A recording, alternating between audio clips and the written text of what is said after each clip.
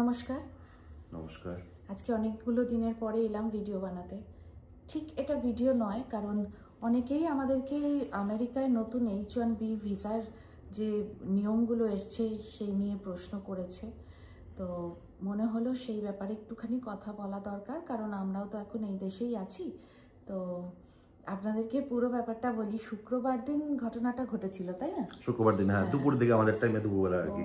মোটামুটি ওই বিকেল থেকেই বন্ধু বান্ধবদের ফোন আসা, বিভিন্ন গ্রুপ থেকে বড় বড় আলোচনার বিষয় মানে উঠে আসছিল যে কি হবে, কিছুই পরিষ্কার ছিল না তখন। তো আমরা বেশ চিন্তাতেই ছিলাম, মিথ্যা কথা বলে লাভ নেই। তো সেই চিন্তা এখন অনেকটাই দূর হয়েছে, অনেকটা আমরা বুঝেছি যে কি ব্যাপারগুলো, সেগুলোই আপনাদের সঙ্গে একটু আলোচনা করতে এলাম। আমার থেকে ভালো মনে হয় এ বিষয়ে ছন্দক বলতে পারবে। তো ওই বলুক প্রথমে যে পুরো ব্যাপারটা আমরা প্রথমে কি কি জেনেছিলাম আর তারপরে কি কি এসছে নিয়মগুলোর মানে ক্লারিফিকেশনগুলো। আচ্ছা, তো এখন যেটা দাঁড়িয়ে মানে প্রথমে যখন খবরটা এলো শুক্রবার দিনকে, তখন যেটা আইডিয়া ছিল আর কি, বিভিন্ন সোশ্যাল মিডিয়া পোস্ট, বিভিন্ন জায়গা থেকে খবর, নিউজ লিঙ্কের চ্যানেল দেখে যেগুলো দেখেছিলাম, সেটা হচ্ছে যে H1B ভিসা যারা হোল্ডার আর কি আমরা, তাদের প্রত্যেকেরই এর পরবর্তী মানে প্রত্যেককেই তার এমপ্লয়ারকে আর কি, মানে আমার যে অফিস কোম্পানি আর কি, তাকে $1,00,000 পে করতে হবে আমেরিকান মানে USCIS যেটা হয় আর কি, মানে বাতি কথায় আমেরিকান অথরিটিকে ভিসার জন্য $1,00,000 করে দিতে হবে।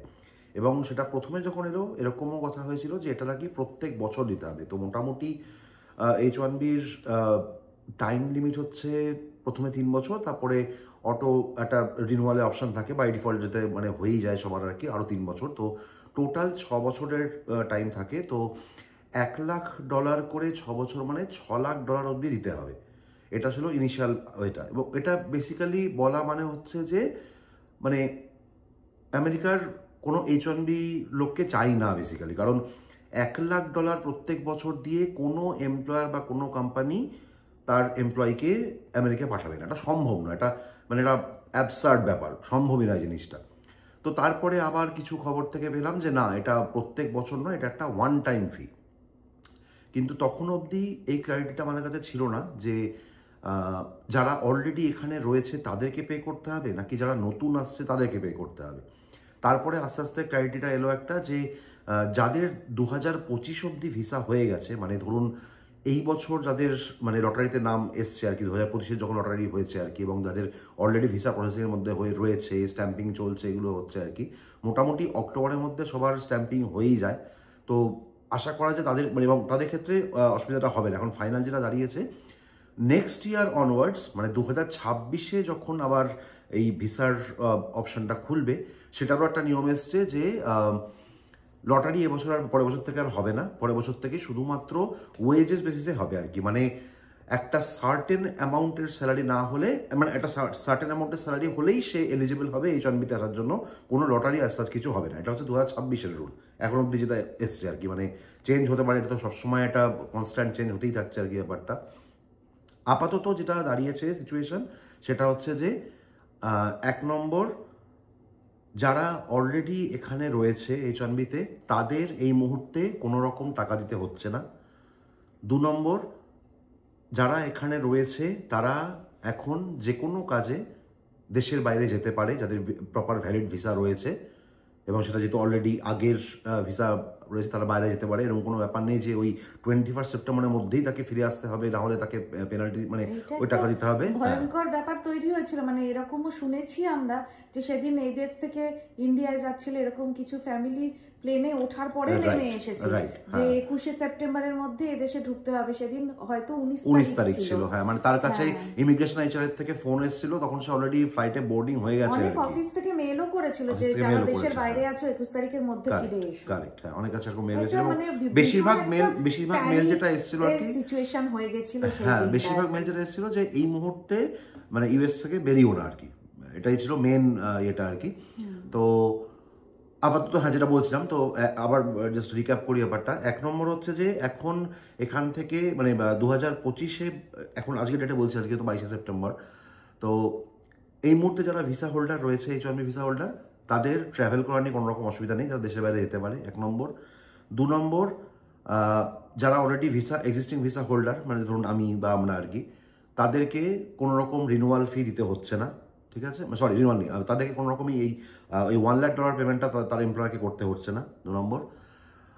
3 নম্বর হচ্ছে, এটা এখনো অবধি পুরোপুরি শিওর না, কারণ আমি USCIS এর পোর্টালে দেখলাম, সেক্ষেত্রে ওরা বলছে যে রিনিউয়ালের ক্ষেত্রে কোনো সমস্যা হবে না, কিন্তু সেক্ষেত্রে ট্রান্সফারের ক্ষেত্রে একটা সমস্যা হলেও হতে পারে, সেটা নিয়ে এখনো অবধি কোনো মানে ক্ল্যারিটি পাওয়া যাচ্ছে না। ট্রান্সফারটা কোন ক্ষেত্রে হয়, মানে ধরুন আজকে আমি একটা কোম্পানিতে চাকরি করি, আমার ধরুন আমি এখান থেকে চেঞ্জ করে, যেহেতু H1Bতে চাকরি চেঞ্জ করা যায়, আমি ধরুন চেঞ্জ করে আমি অন্য কোনো কোম্পানিতে যাচ্ছি, তো সেক্ষেত্রে আমার তো H1B ট্রান্সফার হবে।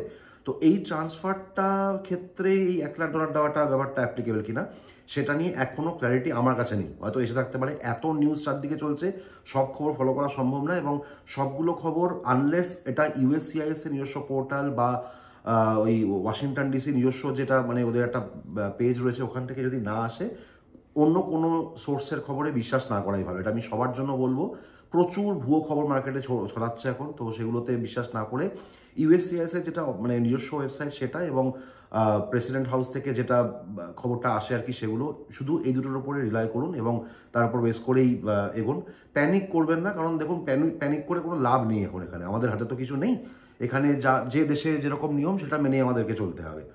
তো একটা প্রিপারেশন তো সবসময় আমি যখন আসার আগে এখানে বন্ধুদের থেকে শুনেছিলাম যে এটা ওদের জন্য নতুন কোনো ব্যাপার নয়। ওরা আমার যে সমস্ত বন্ধুবান্ধবরা 8 বছর 10 বছর 12 বছর করে আছে এখানে, ওরা বলতো একটা কথাই যে সন্দক আসবি যখন দেখবি প্রত্যেক দিন নতুন নতুন সারপ্রাইজেস আসতে থাকবে। তো এটাও ওদের কাছে নতুন কিছু নয়, আমাদের কাছে প্রথমবার এরকম একটা খবর পেলাম বলে আমরা খুব একটা একটা বড়সড় আঘাত পেয়েছিলাম আর কি। তো আমার প্রথম কথা এটা ছিল, পটু 1 বছরও স্কুলে পড়তে পারবে না। হ্যাঁ, কিন্তু আপাতত সেরকম কোনো ব্যাপার নেই, আপাতত আমরা আছি এখানে, আমাদের এখনই ফিরে যাওয়ার ব্যাপার নেই কোনো, কারণ আপাতত যাই হোক সব কিছু ঠিকঠাক চললে আমরা আপাতত আছি, আমাদের এখান থেকে বেরোনোর কোনো ব্যাপার নেই। এবার আস্তে আস্তে যেরকম চলতে থাকবে সব জিনিসপত্র, সেইভাবে আমরা আপডেট দেবো আর কি, অবশ্যই। আর তুই যেটা বলছিলিস বল, ভিডিওর ব্যাপারটা, এই ভিডিও কেন হয়নি কদিন? ভিডিও হয়নি এই খবরটা শুক্র শনিবারও মোটামুটি সন্ধ্যাবেলা অবধি আমরা শিওর ছিলাম। রোববার সকাল অবধি গিয়ে সব ঠিকঠাক মতো গিয়ে জানতে পেরেছি আর কি।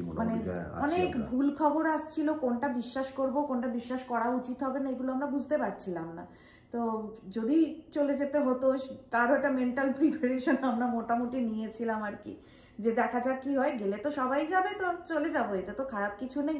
আর আপনারা তো জানেনই আমরা ব্যাঙ্গালোরের বাড়ি ভাড়াও দিইনি, এই যদি চলে আসতে হয় এই ভয়ে, মাসে 50,000 টাকা ভাড়া পেতে পারতাম, সেটাও আমরা বসে বসে গুনছি এই অনিশ্চয়তার জন্যই, এই অনিশ্চিত জীবনে কখন কি হয় সেজন্য ওটা হাতে রেখেছি আর কি। তো আমাদের তো ব্যাপারটা অনেক স্কুল আর থেরাপি ছাড়া আমাদের হারানোর সেরকম ভাবে কিছু নেই। তবে এবং আমাদের জন্য চলে যাওয়াটা যদি বলতে নেই আর কি, চলে যেতে যদি হয় এখন আমাদের খুব একটা চাপ হবে না, সেরকম ধরনের আমাদের কোনো রকম লায়াবিলিটি নেই এখানে। কিন্তু আমার যে সমস্ত বন্ধু বান্ধব বা ওভারঅল যারা H1Bতে বহু বছর ধরে এখানে আছে, যাদের বাড়ি রয়েছে এখানে স্পেশালি, তার লোন দিচ্ছে এই করছে, এবার হঠাৎ করে যেরকমভাবে চলে যেতে বলা হয়, সেটা তাদের জন্য একটা বিশাল বড় একটা টেনশনের বিষয়। তাদের বাচ্চা কাচ্চার পড়াশোনা রয়েছে, স্কুল রয়েছে, সব কিছু রয়েছে, তাদের এখানে পুরো অনেকে আছে, অনেক বন্ধু বান্ধবের বাচ্চা রয়েছে যারা এখানে জন্মেছে, তো তাদের কথাবার্তার ধরন, তাদের লাইফস্টাইল, কথা বলার অ্যাকসেন্ট সমস্ত কিছু আমেরিকানদের মতো।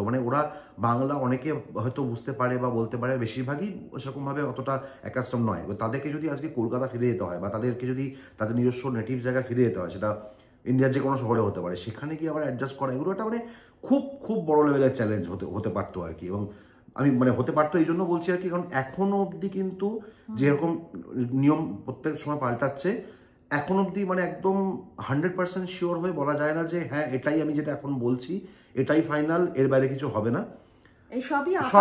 সবই আপাতত আজকের দিনে 22শে সেপ্টেম্বর 2025-এ দাঁড়িয়ে আজকে এটা হচ্ছে সিচুয়েশন। তো সেটাই আপডেটটা শেয়ার করলাম।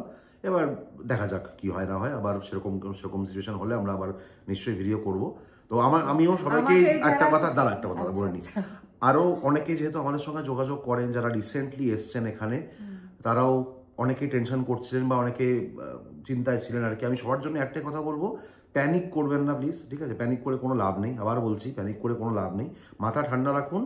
আর নিজের অফিসের সঙ্গে নিজের এমপ্লয়ারের যারা HR ডিপার্টমেন্ট বা ইমিগ্রেশন ডিপার্টমেন্টে যারা আছেন আর কি, তাদের সঙ্গে রেগুলার মানে কন্ট্যাক্টে থাকার চেষ্টা করুন এবং তারা যেরকমভাবে অ্যাডভাইস করবে সেরকমভাবে চলবেন। কোনো বন্ধুবান্ধবের কথায় বা কোনো পার্টিকুলার কোনো সোশ্যাল মিডিয়ার কোনো নিউজে বা কোনোতে মানে বায়াসড হয়ে কোনো ডিসিশন নেবেন না, তাহলে কিন্তু মানে ক্ষতিটা আপনার বা আপনার ফ্যামিলিরই হবে। প্রপার ইনফরমেশন জেনে যাচাই করে নিয়ে তারপর যা করার করবেন। থ্যাংক ইউ, এটাই আপাতত আজকে বলার।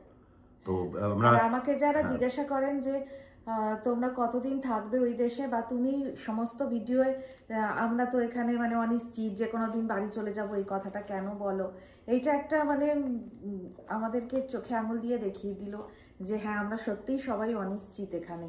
আর এই জন্যই আমি বারবার করে বলি যে আমরা তো এসছি পটুর একটুখানি উন্নতি হবে, যে কদিন থাকার থাকবো তারপরে চলে যাব, এই জন্যই এই কথাটা বলি আর কি। তো আজকের মতো এইটুকুই। আজকে আর অন্য কোনো ঘর সংসারের ভিডিও দেখাচ্ছি না, অনেক কিছু জমে আছে, আস্তে আস্তে সব শেয়ার করব। তো সবাই খুব ভালো থাকবেন আর আমাদের সঙ্গে যেভাবে আছেন থাকবেন। আজকের মতো আসি, কেমন? নমস্কার। নমস্কার।